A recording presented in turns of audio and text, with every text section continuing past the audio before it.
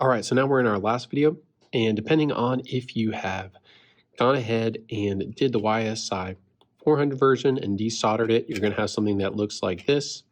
You're also going to need your resistors, your 5K potentiometers. Now, if you are jumped to this video and you skip the desoldering part, you're going to need all of these components except for the 1K potentiometer, but we're going to need to solder all these components onto our board. So let's get soldering. Now, most of the components on the board are pretty obvious where they go, and they're labeled on the footprint on the PCB board. Now, if you're not sure which resistor goes in the 10K and the 1.5K, you can go ahead and get your multimeter out and measure the two resistors that you have just to double check, make sure you have, or you can always read the resistor code values as well. So this is my 1.5 kilo ohm resistor with 1% tolerance. And obviously my other resistor there is going to be my 10K. Here's a quick look at how the components are going to be placed. Okay, once you get all your components in the board, it's time to go ahead and solder them up.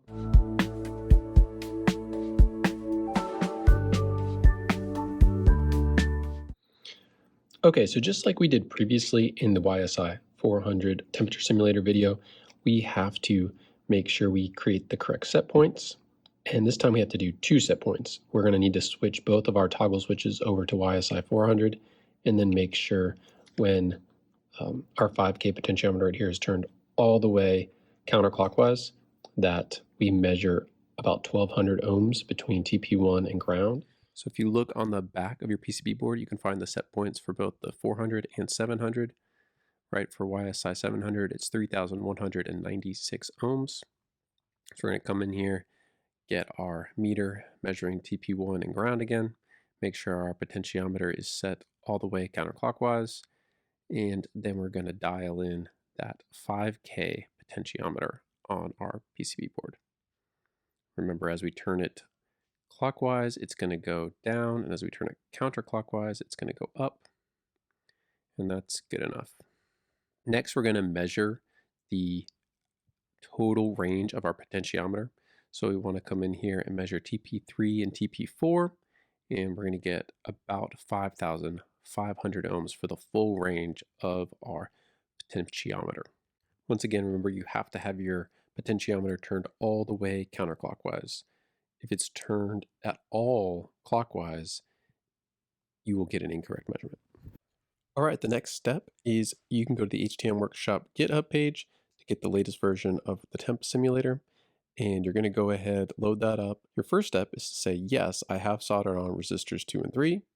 Next, you're going to enter the full range of the potentiometer that you measured, which is about 5,500 ohms. The maximum potential degrees for that potentiometer that we include in the kit is 300 degrees, and the dead zone is around 10%. You can insert a custom label if you want to.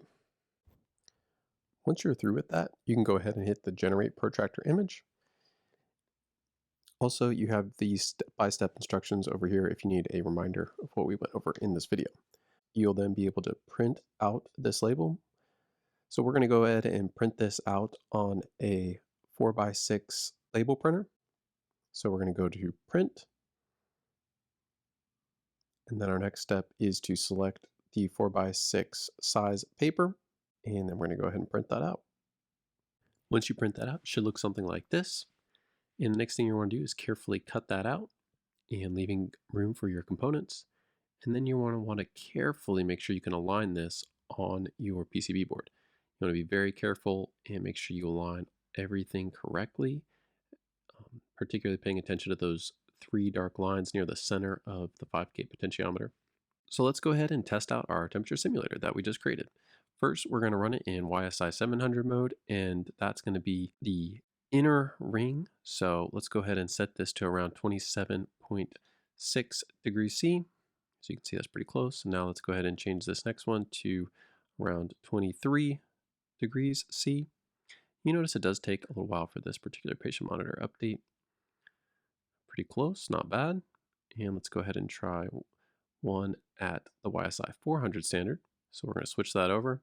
Then we're going to move this to around 25.9 degrees C. You'll notice it's the outer ring this time. So there we go.